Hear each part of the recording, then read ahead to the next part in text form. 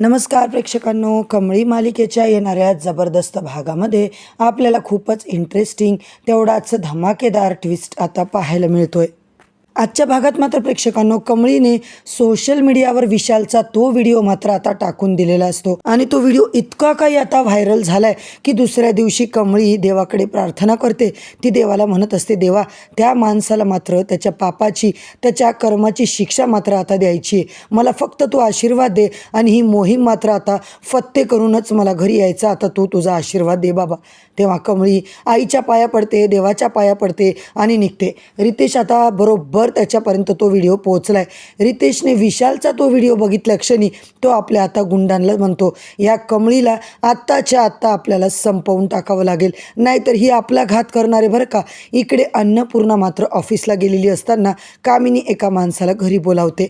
अन्नपूर्णा आजी लॉकरची चाबी मागते. तो माणूस मात्र अन्नपूर्णाची एक चावी घरात आहे, मला मिळाली तर बँकेतली चाबी मी तुम्हाला देतो असं म्हणून कामिनी अन्नपूर्णाची ती चाबी आता शोधायचं ठरवते.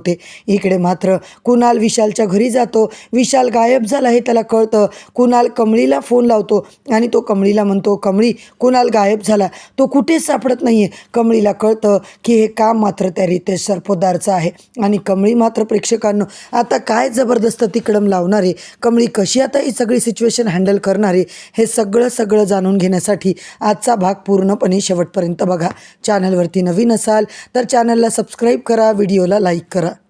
इकडे रितेश सरपोतदारला कळून चुकलेलं असतं की विशाल आणि कुणालच्या मदतीने रितेश सरपोतदारला संपवणारी ही कमळी अगदी आता ती या लेवलला गेली आहे. रितेश सरपोतदार एकदम रिलॅक्स असतो. त्याला माहिती आहे ही दीड दमडीची कमळी माझं काही बिघडवू शकणार नाही आहे, माझं काहीच वाकडं करू शकणार नाही आहे आणि तो आपल्याच नादामध्ये असतो. इकडे मात्र रितेश सरपोतदारच्या असिस्टंटने त्याला जसा तो व्हिडिओ दाखवला की सर हा व्हिडिओ बघा, विशाल कुणाल या दोघांनी तो व्हिडिओ आता इकडे खूप प्रकारे व्हायरल केलेला दिसतोय. सगळ्या सोशल मीडियाच्या प्लॅटफॉर्मवर तो व्हिडिओ खूपच आता व्हायरल होतोय. इकडे मात्र कुणालचा तो व्हिडिओ बघून रितेशच्या पायाखालची जमीनच सरकते. आता मात्र इतक्या खालच्या लेवलला जाऊन माझी व्हिडिओ ही बनवू शकते, इतकीची हिंमत, आता मात्र मी काय कमळीला सोडणार नाहीये. हा व्हिडिओ व्हायरल झाला, माझं इम्प्रेशन खराब झालं. सरपोतदार मात्र आता चिडलेला असतो. त्याच्या तळपायाची आग मस्तकात गेलेली असते. काही करून कमळीला आता खतम करायचं, कमळीला चिरडून टाकायचं, असं की परत ती कधी उठलीच नाही पाहिजे. इकडे मात्र रितेश सरपोतदारने प्रेक्षकांनो चक्क आता कमळीचा जीव घेण्यासाठी गुंड लोकांना बोलवलेलं असतं. सरपोतदारचा खरा चेहरा मात्र आता सगळ्यांच्या समोर येणार आहे. कमळीला अंदाजा नाही आहे की तो फक्त धमक्या देऊ शकतो आणि मुलांचे करिअर बर्बाद करू शकतो. कमळीला वाटतं हा काहीही करू शकतो, कुणाचा जीवसुद्धा घेऊ शकतो. त्याने कितीतरी खून केले याची कल्पना मात्र अजून कमळीला नाही आहे. कमळीने त्याचा नाद केला आहे, पण आता डायरेक्ट कमळीचा जीव घ्यायसाठी प्रेक्षकांनो रितेशने मात्र ठरवले. त्याने आता इकडे अशा काही माणसांना बोलवलं आहे आणि हा व्हिडिओ व्हायरल जो झाला आहे त्यामुळे संतप्त झालेला रितेश चक्क आता कमळीची सुपारी देऊन टाकतो. इकडे मात्र प्रेक्षकांनो तिचा काही झालं तरी बदला घ्यायचा.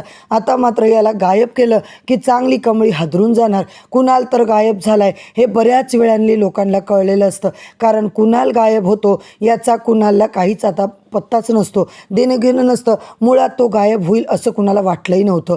आता मात्र बरोबर ही संधी प्रेक्षकांनो साधली. सरपोतदारने त्याचा फायदा उचललाय आणि कमळीला सांगितलंय, अगं कुणाल गायब आहे, म्हणजे बराच वेळ झालाय कुणाल दिसत नाहीये ना, कॉलेजमध्ये गार्डनमध्ये कुठेच नाहीये. आता मात्र प्रेक्षकांनो नक्कीच आता रितेश सरपोतदारने त्याला किडनॅप केले, त्याला गायब केले. जर कमळी हे खूप भयंकर आहे आणि हे खूप विचित्र गोष्ट आहे. कमळी म्हणते का रितेश सरपोतदारने एखादी वस्तू माणूस म्हणून जर गायब केली, परत कोणाच्याही हाताला कधीही तो लागत नाही. कितीही मोठी व्यक्ती असू दे, कितीही मोठी त्याची आता इकडे ओळख असू दे, पण परिणाम शून्य होणार आहे. कारण त्या रितेश सरपोतदारची अशी काही आता मी करणारी ना गोची. कमळी मात्र फुल कॉन्फिडन्समध्ये असते.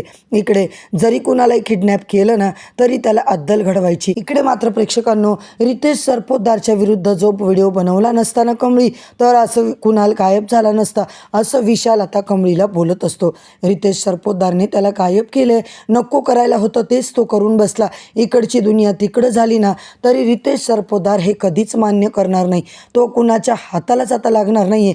त्याने कुणाला कुठंतरी आता चांगल्या ठिकाणी किडनॅप करून ठेवलेलं असणार आहे. कमळीला मात्र प्रेक्षकांनो इतका आता भीती वाटायला लागली आहे ना.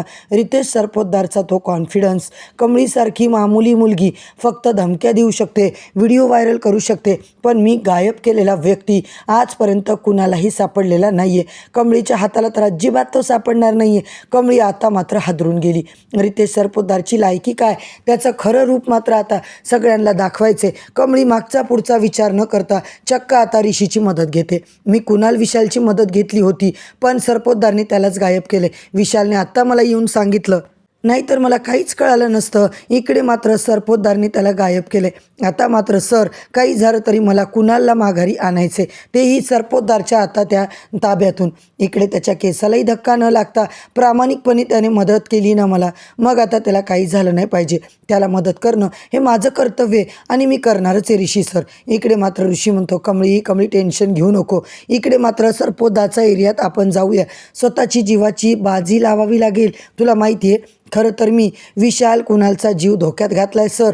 तुम्हाला सांगून तुमचाही जीव धोक्यात घालेल, पण तुमच्या तिघांना जर काही झालं तर मला आता स्वतःला माफ करता येणार नाही आहे.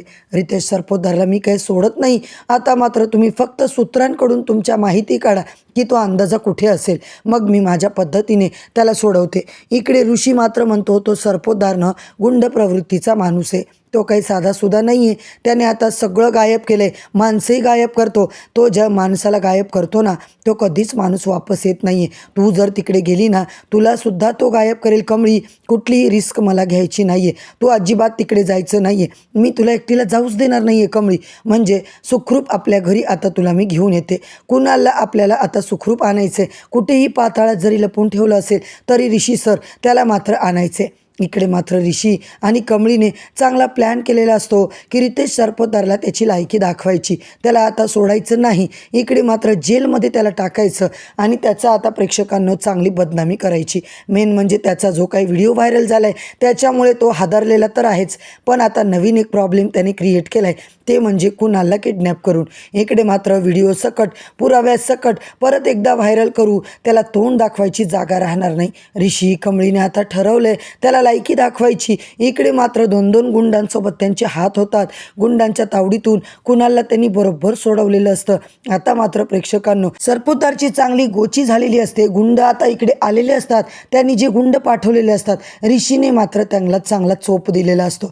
इकडे मात्र त्या कुणालला सोडवणं म्हणजे वाघाच्या तोंडात हात घातल्यासारखं आहे. एक्झॅक्टली रितेश सरपोतदार स्वतःला आता एकदम ओव्हर कॉन्फिडन्समध्ये वाघच समजत असतो. हो प्रेक्षकांनो, ऋषी कमळी स्वतःच्या जीवाची बाजी लावतात आणि काही करून कुणालला मात्र त्याच्या तावडीतून सोडवायचं.